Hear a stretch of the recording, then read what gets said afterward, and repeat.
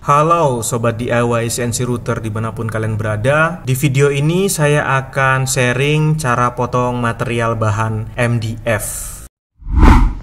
Kita buka filenya yang sudah saya buat. Sebenarnya yang akan kita potong ini merupakan bagian dari papan nama ya. Ini bagian layar 0, layar paling belakang pakai MDF. Layar depannya nanti ada ACP-nya. Dan nanti ada tulisan ini bisa glowing ya, pakai lampu.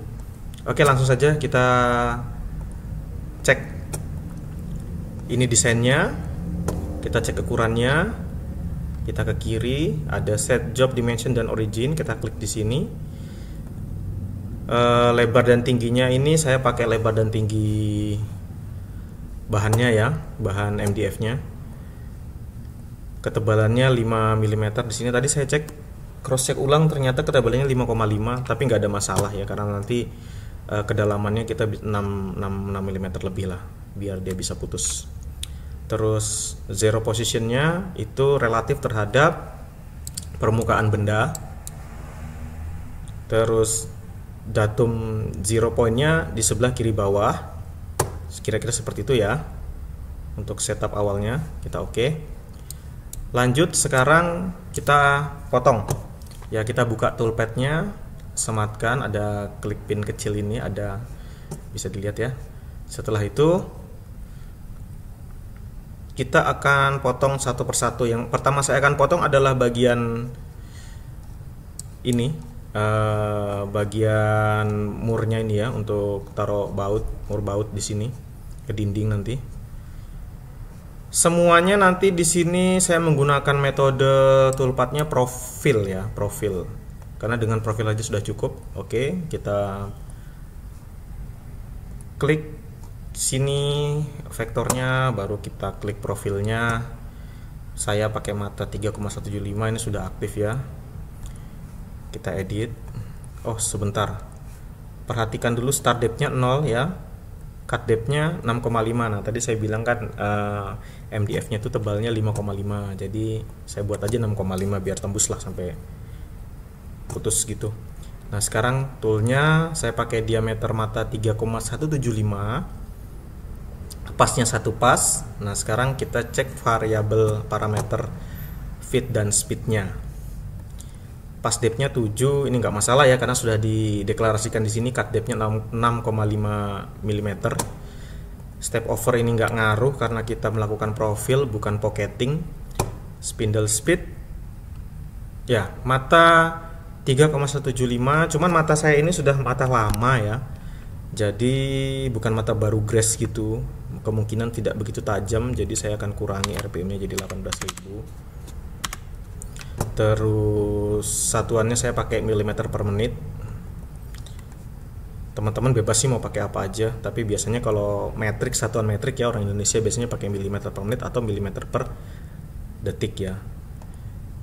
Terus feed rate-nya, nah karena tadi saya bilang mata saya ini sudah bukan mata baru grass, jadi saya turunin di kecepatannya. Misalkan saya taruh 2200, terlalu pelan, 2650 lah. Bisa lihat chip load-nya 0,07 kurang ini kayaknya, kasih pakai 20.000 aja, 0,06 ya. Jadi satu kali putaran mata itu akan melot 0,06 gramnya. Apa sih kalau kita bilang di sini remahnya atau apa gramnya? Kalau saya di sini bilangnya gram ya, chip load-nya. Seperti itu. Plung rate-nya saya kasih 12.170 ya, separuhnya dari inilah. Oh ya, lagi nanti teman-teman bisa disesuaikan dengan mesin masing-masing ya. Settingan untuk feed speed ini, untuk spindle yang saya gunakan adalah spindle 2,2 kW. Jadi kalau teman-teman spindlenya mungkin 1, kW atau pakai trimmer, bisa dikurangin lagi dari yang ini ya. Kira-kira seperti itu. Jangan lupa cek dulu ketajaman mata, itu mata baru apa bukan. Kalau misalkan matanya udah agak lama ya jangan dikenceng-kencengin, rawan putus soalnya, rawan patah. Oke, saya okekan. Posisinya karena kita akan memotong ini bulatnya di dalam, jadi kita insert. Oh, sudah insert. Posisi climb, climb ya. Terus leadnya nggak perlu, ramping nggak perlu, kita okein. Kalkulasi ini kita iyakan saja karena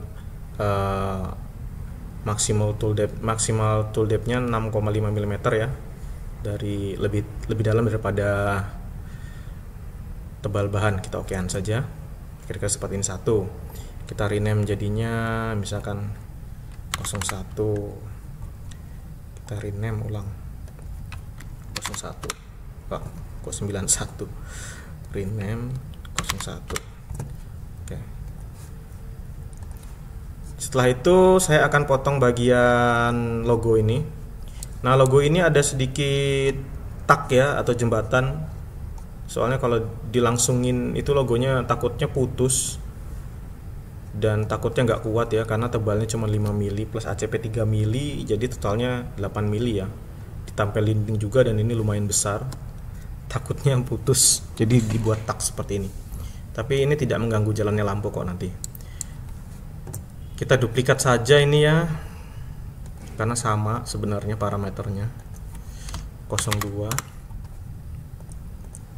kita klik, kita ganti vektornya ke sini, kira-kira seperti itu. Variabelnya semua masih sama, terus ya masih sama ya. Oh, di sini saya ada offset 3 mili, offset inner.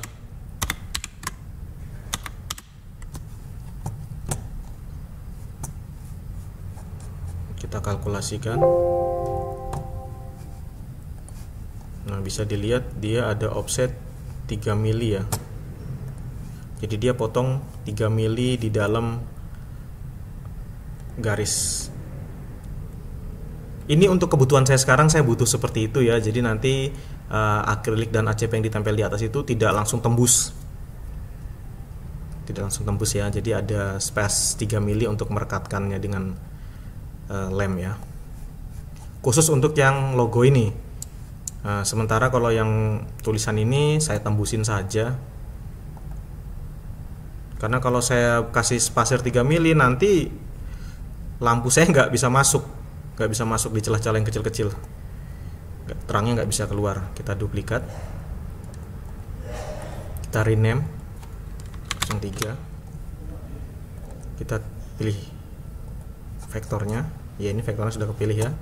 Kita matikan all offsetnya, allowance, terus kita ganti, cek lagi ulang, pastikan semuanya sama seperti ini. Oke, kita inside ya, habis itu kita calculate, kira-kira seperti itu.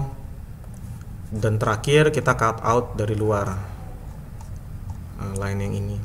Kita duplikat lagi, klik kanan duplikat, duplicate ya, kita rename 04. Nah, yang ini posisinya cut outnya itu outside ya. Tadi itu ada inside, itu berarti cutting di dalam sini. Outside di outside-nya. Kalau on itu berarti dia ngating sesuai dengan garis. Posisinya outside, variabelnya sama semua masih. Climb. Oh, saya lupa. Untung aja ingat. Karena mata kita sudah tidak begitu tajam yang dipakai, harus ditambah ramping ya. Ramping distance otomatis ya 6,5. Iya betul. Jadi tebal plangnya tadi itu, cut deep-nya itu 6,5, jadi ramping. Dia tidak langsung potong lurus flus ke bawah, tapi dia akan jalan ke samping straight kayak gini. Ini cocok untuk potong yang dalam-dalam ya. Jadi ada rampingnya biar mata itu tidak ngoyoh, kalau bahasa Jawanya, bahasa Indonesianya apa, biar nggak susah ya calculate. Jadi kita nanti balik lagi yang ke nomor 2, nomor 3, kita kasih add RAM-nya distance ya, 6 mili. Ada angle, pakai distance aja. Ini juga distance 6,5. Ini nggak perlu ya yang pertama ini, karena dia sistemnya kayak boring. Kalau di distance malah nggak cukup karena diameternya cuma berapa, ini kecil, jadi nggak perlu yang pertama. Oke, kira-kira seperti itu. Kita cek nomor 4 ini kenapa belum ada, diklik. Oke, kita calculate.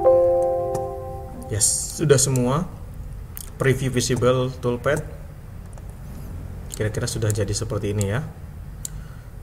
Oke, setelah itu kita simpan ya. Saya akan jadikan klik yang ini, visible toolpath to one file. Jadi ini semua yang kecenteng-centeng visible ini disave jadi satu file. Urutannya adalah ya urutan dari 1, 2, 3, 4, 5 urutan potongnya. Jadi urutan potong yang pertama dia akan potong dulu yang bulat kecil, terus logo, tulisan, baru dia cut out. Cut out di sini saya tidak menggunakan tag ya, karena mata cuma 3,175 jadi aman saja. Kita save. Kita taruh di dokumen sini, nggak ada masalah. V01. Karena saya menggunakan DSP controllernya ya, jadi karakternya itu nggak bisa tampil banyak di display DSP-nya, jadi saya biasa pakai 3 sampai 4 karakter saja. Simpan. Oke, kira-kira seperti itu. Sangat mudah ya untuk potongnya. Sekarang kita lanjut ke proses pemotongan.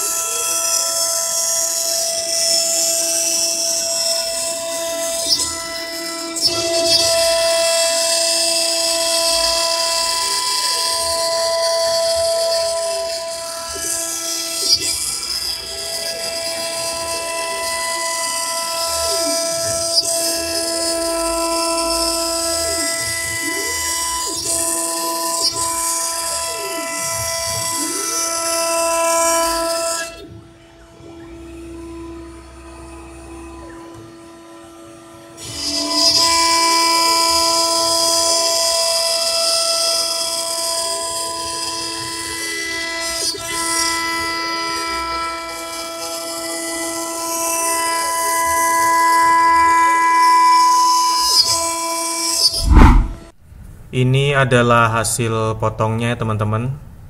Ya sangat acak-adut sekali ya karena bahannya MDF. Debunya kemana-mana. Dan yang ini adalah close up hasil potong dari tulisannya ya. Oke, sampai di sini dulu video cara potong material bahan MDF. Semoga dapat bermanfaat bagi teman-teman DIY CNC router sekalian. Sampai bertemu di video selanjutnya. Salam DIY CNC router.